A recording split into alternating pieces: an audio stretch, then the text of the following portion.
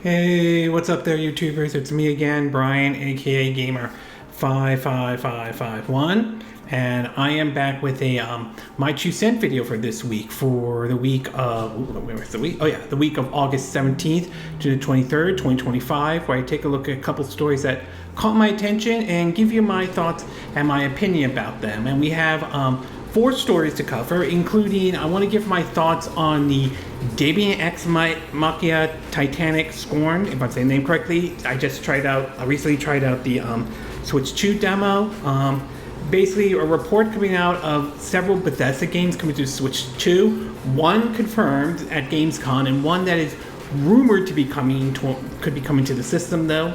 Microsoft, or at least the hardware chief, is teasing about what we could expect in terms of the next Xbox next gen and all. And Michael Pachter, which I know some have some views about him, weighs in about basically about the whole situation surrounding Sony, including fair games, which he had to walk back a certain comment, to the current state of where Sony is with the PlayStation brand and everything. If you're interested in where I got the source of these information, links will be in the description of this video, assuming you're watching this on YouTube or Patreon, and of course the timestamps will be there as well if there's certain parts of the video you wish to skip to and all.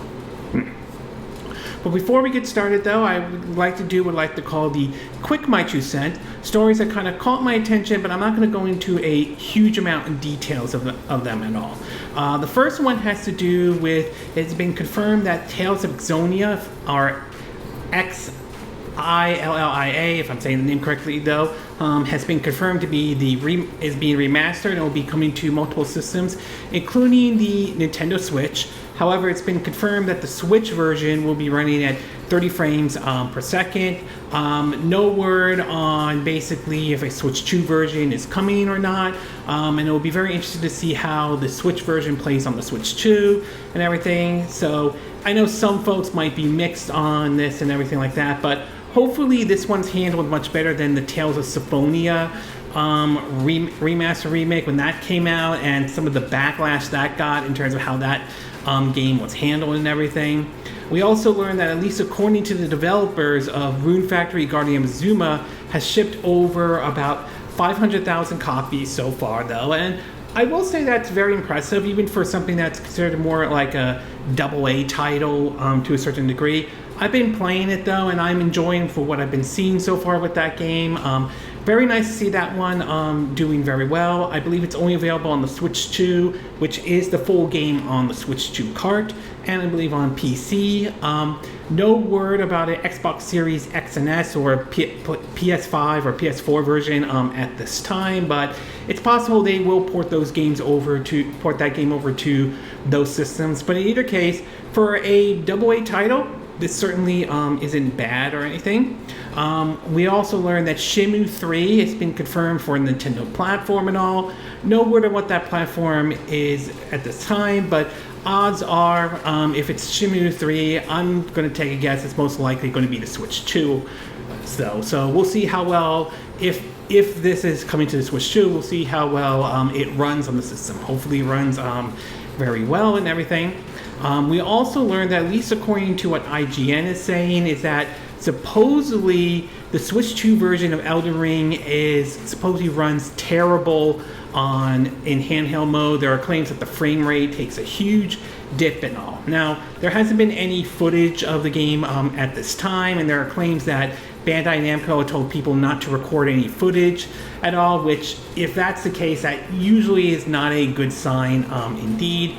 I'm hoping at least that if this report is true, that they can address that by the time the Switch 2 version comes out, whether it's they get it all set and ready to go and address it when it comes out, to whether or not we may have to have a day one patch. That is a possibility as well. But if this report is true, then yeah, that's not a great sign, especially considering that From Software is basically the developer behind the upcoming Switch 2 exclusive Dusk's Blood, and if Elden Ring is having trouble on the Switch 2, then there could be some concerns with Dusk's Blood as well. But again, hopefully whoever's handling the Switch 2 version, hopefully this could be handled by the time, you know, the game comes out, or at the very least we get a day one patch. So hopefully this part is addressed. We also learned that the PS5, the system and all, is unfortunately going to see a price hike. This was reported on the PlayStation blog that Sony put out. They're citing economic situation that has basically led them to hike the price. However, a lot of folks do believe are pointing towards the tariffs as basically one of the reasons why Sony is basically hiking the price and everything like that. And if they're hiking the price of the PS5, then I do think there's some concerns of what we could expect in terms of the price for when Sony officially starts talking about, you know, the PlayStation 6 and all. And in the movie and TV show part of the Quick My Two Cent, we got the first trailer for the second season of the Fallout series, and I will say I like what I'm seeing so far with this though. It's interesting to see Lucy and the ghoul together. It'll be very interesting to see how those two characters, you know, interact and everything, whether they get along or if they don't get along in any way though. And it's going to be very interesting to see how much of Fallout New Vegas we could see in the second season and everything. We did also see stuff like the Legions of Caesar, and also it's going to be really interesting to see how the second season is going to be though. I did enjoy the first season, so I'm definitely looking forward to the second one. We also talked about Kevin Feige is basically talking about what we could expect to see with Marvel's Phase 6 and all, which hopefully Phase 6 goes a little bit better. I think a lot of folks were very mixed on Phase 4 and Phase 5, and I kind of agree with that. I think the Multiverse Saga had its ups and downs in all. I mean, yes, there were some high moments though, but there were also certainly some low moments that eventually led to Marvel rethinking some of their approach going forward, especially with trying to balance between putting shows on Disney Plus to putting it in the theaters and all. So hopefully with Phase 6 things will go a little bit better. And then, of course, we have a report coming out that it looks like the James Gunn's DCU movies and some of their TV shows may be further in development than I think a lot of people may have thought of. And obviously, this might be coming off the fact that the Superman movie has been doing very well at the box office. Last time we heard it would like gain up to like maybe like I heard that it may have reached up to $600 million so far, which certainly must be very pleasing for DC and Warner Brothers and everything.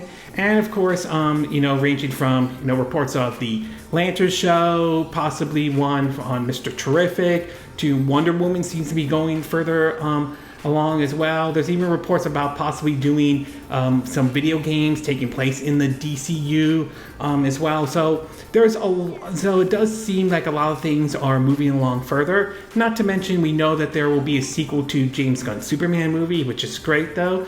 So it does sound like things are moving along. So far, so good. Hopefully some of these projects will see the light of day, and I'm very curious to see more of this DC cinematic universe that James Gunn has helped sort of build. I know some people like to say Superman's the one that started this though, and that might be true, but I always pictured HBO Max, or formerly was Max, now HBO Max, Creature Commandos. That show I felt like was the one that started the DCU and all. And of course we know that Peacemaker Season 2 is already out now, so I gotta get to watching that as well and all. Okay, with our Quick Chew My Two Cent part now done, along with our movie and TV show part of our Quick Chew, or part of my Quick My Two Cent, we'll get started with our first story, and this one has to do with comments made by Michael Pachter. Now, that's a name I think a lot of gamers have heard of before, though. He's basically an investor who works, I think at Webster's Brush. I think that's the name of the investment firm. I apologize if I'm not getting the name correctly, though. And he has made some comments that certainly has turned some heads. Some folks agree with what he's saying. Some folks don't exactly agree with what he said before. There have been times where he made comments like Nintendo should go third party, and not every Nintendo fan was happy with that comment, though. But there are times I do feel that he does raise some good points to some of his arguments. During the whole Microsoft buying Activision Blizzard deal, he was interviewed, and he believes that despite the setback with, in, Britain in terms of trying to get them to approve the deal, though, they feel like the deal was done, but and believes that it will probably be done by, May, which that didn't happen. It did eventually concluded months later down the road, though, but he had his view of feeling like the deal was going to be done no matter what, though. So, yes, he could be right on some things, but he could be wrong on some things, though. And in a recent interview that he did, though, he did make some comments. One had to do with fair games, which eventually he had to walk back and admit that he made a mistake when he claimed that the game was canceled, which wasn't or anything like that. But obviously there are concerns about that game, considering some of the response to it so far and so forth. So there's a lot of things going with that game. But recently he did talk about the leadership at Sony and wasn't very pleased with some of the decisions that they have made and all. In an article from Push Square, it reads about it believes that basically pretty much went after the current management of Sony, though, implying that he doesn't believe the company can ever get back on track without new blood in the board, though. He says that, quote, "The biggest mistake they made lately was getting rid of Andy House and Sean Lane. Andy was an oddball but a very competitive leader, and Sean Lane was great. They replaced Sean with Herman Hutz, who was really good, but got rid of Shidora Yokota, if I say the name correctly. They put Jim Ryan in charge, who was really bad. They're not thinking the way the old Sony were thinking."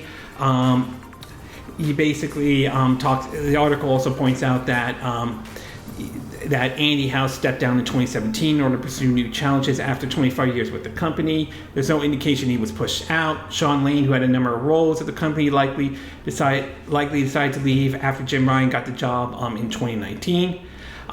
Anyway, the article continues with saying, quote, "According to Pachter, this was the turning point for the company. They started doing stupid shit when Jim took over. He explained the stupid shit was, everyone's making money on live service, let's do that. The analysts believe that one of PlayStation's biggest mistakes was buying Bungie instead of a publisher more familiar with live service games, specifically on the mobile space." Basically, he continues by saying, quote, "They paid $3.6 billion for Bungie instead of a mobile publisher. They could have bought Scopely, Scopely, for $4.9 billion with $3 billion in revenue, but instead Bungie had a $300 million revenue. It's dumb. They didn't buy people who know how to make live service games. They turned all their developers into live service developers. They are bad management, and they don't know what they're doing at all." Now, I would say basically parts of this is wrong and part of this is also right as well. He also concluded with basically saying Sony has lost its way. They have no idea what they're doing. The solution is to get rid of all the people in charge right now and bring back some of the old people or new ones. They push out all the smart people. Okay, so I mean, I will say I do think Patrick is correct on the fact that, yeah, you could argue that they did blow money in terms of buying Bungie, and look where they are right now with it. Recently, one of the CEOs have left, and they brought a new person in, to be exact.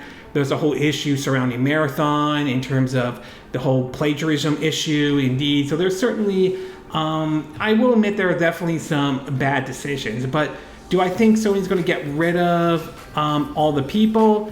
I'm not so sure about that, considering that basically Sony is still making money off the PS5 and all. They're still selling the system. It seems to be doing very well, at least for now. We'll see what happens with that whole price hike situation, indeed, though. So I will say I'm kind of mixed with what Michael Pachter is sort of saying, though. But yeah, I do kind of do agree with him on the live service part, though.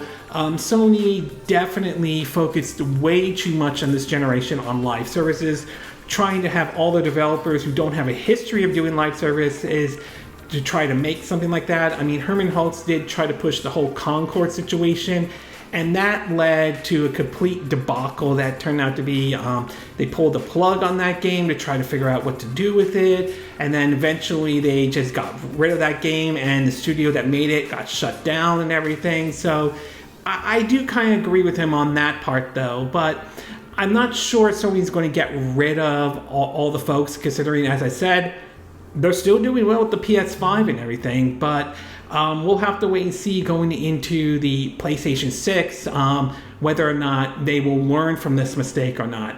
I'm not holding my breath that they will, but time will ultimately tell. So overall, I would say, in regards to this comment made by Michael Pachter, I would say he's right on some parts of it, though, but I think he's sort of wrong on other parts, to be exact, though. So, yeah, you could agree with some of the stuff he said and kind of disagree with some of the stuff he has to say and all. Okay, we're going to take a quick break, and when we get back, we'll get to part 2. And this one has to do with a comment made by supposedly the head of the hardware about what we could see in the next Xbox systems and everything like that. So we'll take a quick break, and we will be right back.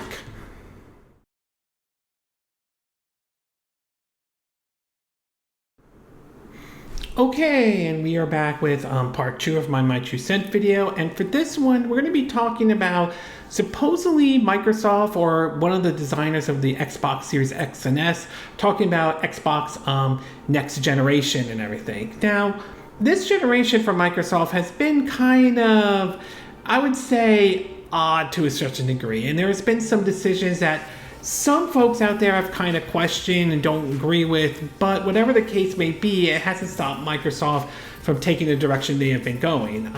For the Xbox Series X and S, though, I feel like this generation is I feel like for them it's sort of a mixed bag. I do think on one hand they did kind of improve over some of the stuff that happened with Dawn Matrix and the Xbox One generation and some of the choices that Microsoft made. But at the same time, the system while did take off, didn't exactly catch up to the way where Sony is right now, especially with the PlayStation 5. Although supposedly the Series S did very well at the time when basically it was hard to get a PS5 and an Xbox Series X due to sort of a supply and demand situation, to be exact, and everything like that. And of course, they put in, Game Pass with the system and everything like that. But even so, this generation has sort of been odd with Microsoft in terms of them going multi-platform with a lot of their games, to their hardware not selling as much, but Sony not relying as heavily on the hardware as much as they used to back then and all. So it's just sort of odd, though. But either way, though, it does seem that Microsoft is full steam ahead, despite some feeling like, it's only a matter of time before they drop out of the hardware race. Well, regardless of that, it doesn't sound like they are. It sounds like they are still moving ahead with their next system and everything. In an article from Pure Xbox, it talks about basically the partner head of design at Xbox basically posted something on his LinkedIn page. It said, quote, okay, this is what he had to say. As we wrap up this journey with the Xbox Series X and S, the mission behind these consoles echoes everything I've learned over 30 years to create technology that's powerful, purposeful, and beautifully integrated into people's lives. Xbox is about fun and playing games. The console, the controller, the headset, all of the device becomes a reflection of the people who make them, but more importantly, all of the people who choose to purchase and use them. These products matter to people. In designing them, we often refer to their expression as intellectual geometry. I apologize for not saying that incorrectly. Products that are based in pure geometry form, evoke an impression of precision, craft, and intelligence that will empower people to play and connect with others. The Microsoft executive goes on to talk about how both the Xbox Series X and X were designed and how the systems took 2 different paths in terms of eternal use. Xbox Series X was built as delivering unprecedented power while seamlessly integrated into the modern living room, while Series S rethinks what the next generation console can be. Lightweight, accessible, and uncompromised in performance. It's a big reflection from this executive on how these devices were crafted. And the full post is definitely worth a read if you're interested in the finer details from someone who has integrated in their creation. Finally, the Xbox X did tease a little bit about what's next in terms of hardware for his team, but it's expectedly vague at this stage. In short, this person said, "With my journey far from over, I am excited and inspired by what is ahead of us. One of the things being the ROG Ally, of course, which was recently announced and everything, with the full next-gen Xbox waiting in the wings for launch in the coming years. So I would say I feel like with the Xbox Series X and S, although impressive though, I kind of feel like there were some missed opportunities from Sony and everything like that. And I feel like that Microsoft didn't try as much as that they did with the Xbox Series X and S. Yes, I think the Xbox Series X and S improved upon the Xbox One, but I felt like they also missed some opportunities here and there though. But as far as what they're looking forward to the next generation of their systems, we have heard of them looking at AI as an example of that. And I mean, AI can be a hit or miss depending on how it's utilized though. I'm not against it as a whole though, but I think that you need to be careful with how you use AI in general though. We know they're looking into the ROG Ally. We know they announced something with ROG Ally and all, and they sort of shelved their handheld, their dedicated handheld, at least for now, from what we understand. So it's going to be very interesting to see what the next generation of hardware for Microsoft is going to be. Now, whether the audience will be there or not, that kind of remains to be seen, given the current direction Microsoft is heading, though. But in either case, despite going the third-party approach that we've been seeing so far, they're still moving ahead with basically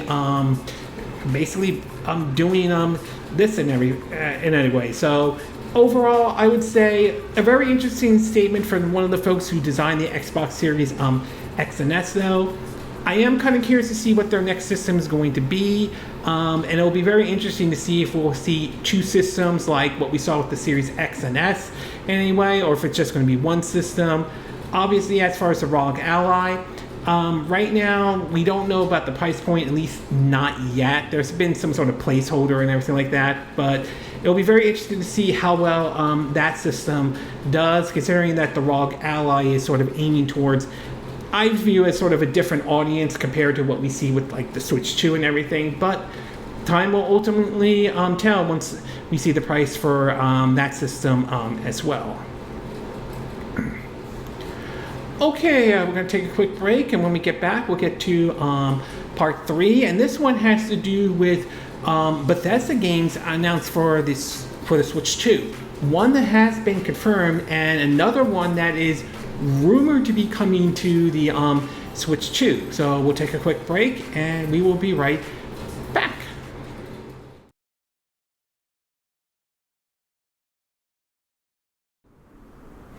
Okay, and we are back with part 3 of my 2 cent video, and for this one, we're going to be talking about Bethesda games appearing on the Switch 2 and all. Now, one of the things we've seen so far, at least around the Switch 2 lately, though, it's been somewhat of a push to get more, third-party developers to bring their games over and all. We have seen some, though. We saw it with, CD Projekt Red with Cyberpunk 2077.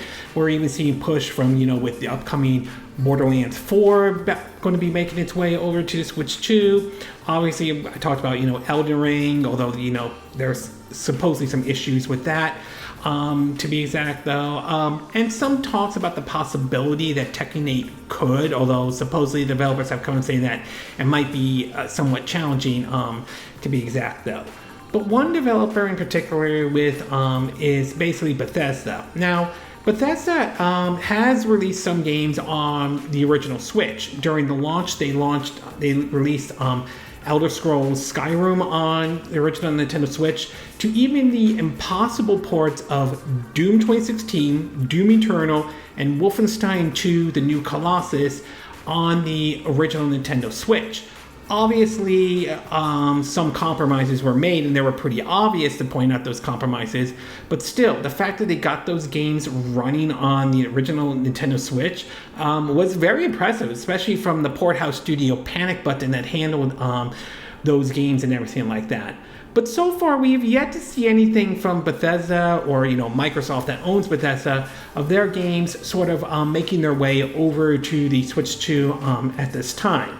Well, recently, as some of you are aware of, during Gamescom, when they showed off a trailer for the upcoming DLC, Indiana Jones and the Great Circle, the Order of Giants and all, we also learned that basically that Indiana Jones and the Great Circle will be making its way over to the Switch 2 next year and all, which certainly is interesting indeed, though there are still some questions about how well will that game run on the Switch 2. Will they be able to hit 60 frames per second? Will it utilize the Switch 2's DLSS in any way? Is the game going to be in the full Switch 2 cartridge, or could we see a game key card or an empty box with a piece of paper with a code on it for the physical version? So a lot of questions to be asked about that version though, but nevertheless, still looking forward to seeing how that one's going to run on the Switch 2 and all. However, that may not be the only game making its way over to the Switch 2 from Bethesda though. Now, a lot of this has to do with a comment made by Nate the Hate that posted it on Twitter though, and this article from basically from Nintendo Life points out that he wrote that, quote, Indiana Jones and the Great Circle won't be the only Bethesda game coming to Nintendo Switch 2 in 2026. Quote, see that planet? You could go there. Aside from landing on PS5, Starfield is planning for release on the Nintendo Switch 2 in 2026. Now, granted, basically, it is a rumor at this time. We don't know 100% for certain, and obviously we should take it with a grain of salt. That said, though, Nate the Hate has been right recently before in the past, so he may be onto something on this one in terms of the Starfield coming to the Nintendo Switch 2. And should this rumor turn out to be true, and it does come to the Switch 2, that's going to be very interesting to see how that game runs and performs on the Switch 2 indeed, though. It'll be interesting to see if Bethesda's handling this, or if a port house is going to handle the Switch 2 version. Those who are not familiar, when Skyrim was released on the Switch 1 back, I think around the time of the system launch back in 2017, it was believed that Iron Galaxy handled the port of the Nintendo Switch version of that game. So it'll be interesting to see if a port house would handle a port of the Switch 2 version of Starfield and all. There's also whether or not this will be, the full game will be on the cartridges or not. I'm leaning towards no. It's either going to be a game key card, or basically a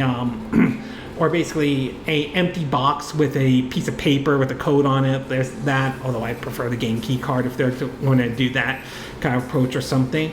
And of course, will it utilize the DLSS for the Switch 2 version of Starfield? So if this rumor is true, there's a lot of questions that still need to be asked though. I am curious to see how well that game does run, and I wouldn't be against the idea of Starfield being on the Switch 2 and all. I understand it's a Bethesda RPG, and that kind of game may or may not appeal to a lot of folks out there, but I do think Bethesda RPGs can be fun, and it would be very interesting to see the idea of bringing Starfield with you, playing at home or on the go on the Switch 2 is certainly interesting indeed. And I do hope that this opens the door for other Bethesda games to make their way over to, on the Switch 2. Like, I would love to see Evil Within 1 and 2, Ghostwire Tokyo, Hi-Fi Rush, Prey, Dishonor. Those games make their way over to the Switch 2. That would be great if that does happen and everything like that.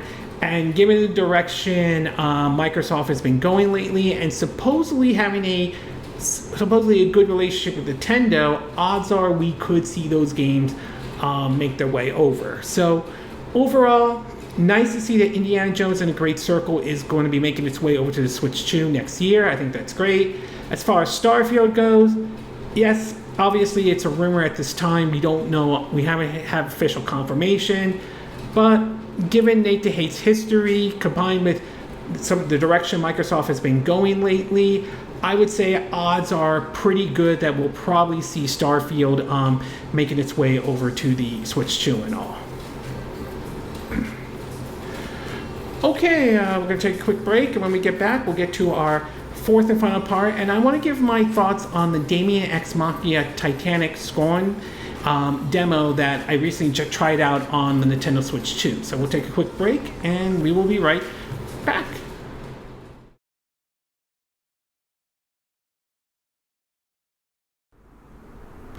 Okay, and we are back with our fourth and final part of my 2 cent video. And for this one, I want to give my thoughts on the Switch 2 demo that I recently tried out of Daemon X Machina Titanic Scion, if I'm saying the name correctly though.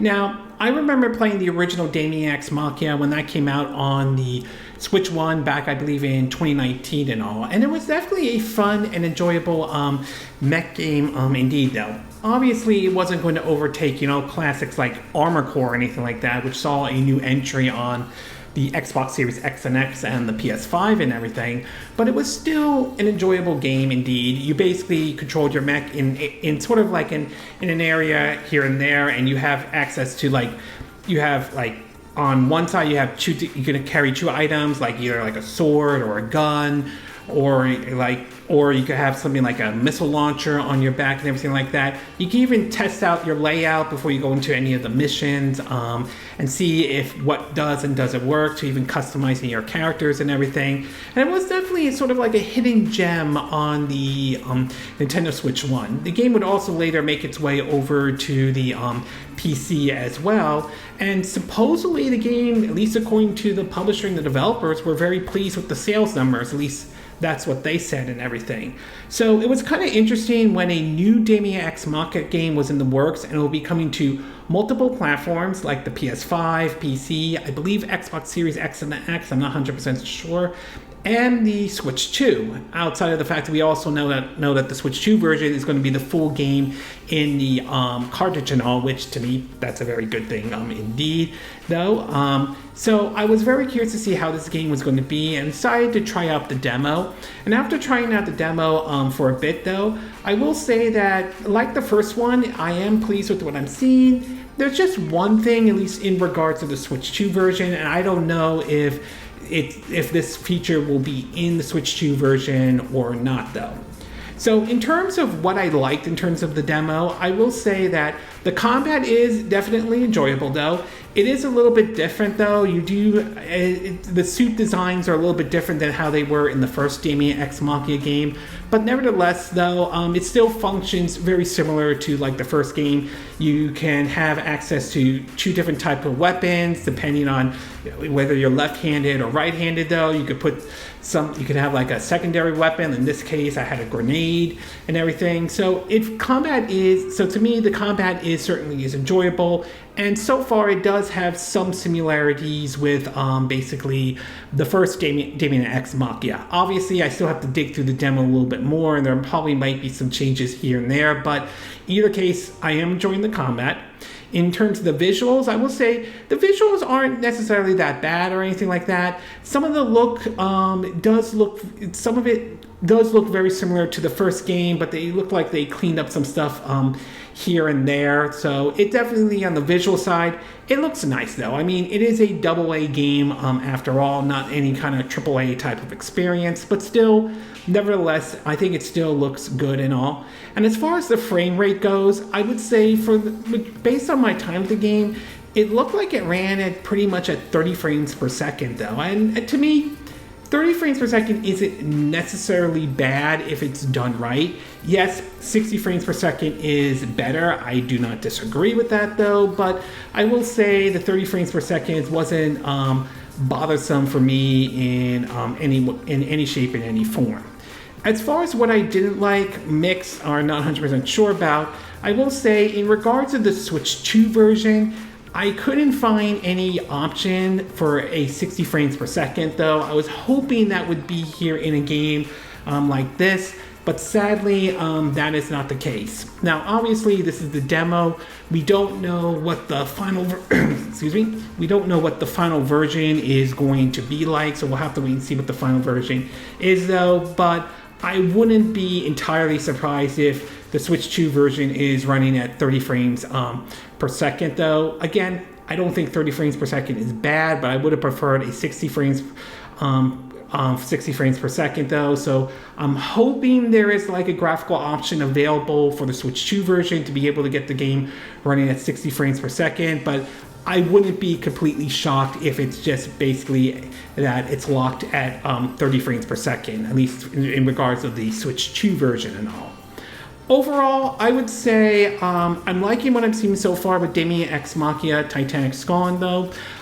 It's definitely a game that feels more like if you like the first one, you'll probably like this one, and that's kind of the vibe I'm getting from this game indeed though. I thought the first one was kind of a little bit of a hidden gem and everything, and this one could be a little bit of a hidden gem as well and all. It'll be very interesting to see what the final version is like and everything. And of course, I'm also glad that the developers supposedly, if I'm hearing this correctly, are putting the full game in the Switch 2 cartridge. I think that's a good thing indeed, and it definitely is probably one of the reasons why I will be definitely picking this one up indeed and all. So in my view, I think the game so far looks good. It is more of a AA type of a game. It probably is going to appeal to some folks out there, but those who like the first one will probably should definitely keep an eye out for the second one. Whether or not you should get the Switch 2 version will depend on several things, including if you like the idea of bringing your games, the hybrid approach, playing with them on the go or anything like that, or if you're looking to really get the premium look or anything like that, whether it's your Xbox Series X or your PS5 or PS5 Pro or all. But in either case, this is one I'm definitely going to be keeping an eye out for in general, though, when the game comes out, I believe, next month and everything. Okay, this concludes this My 2 Cent video for this week. And again, these are my opinion.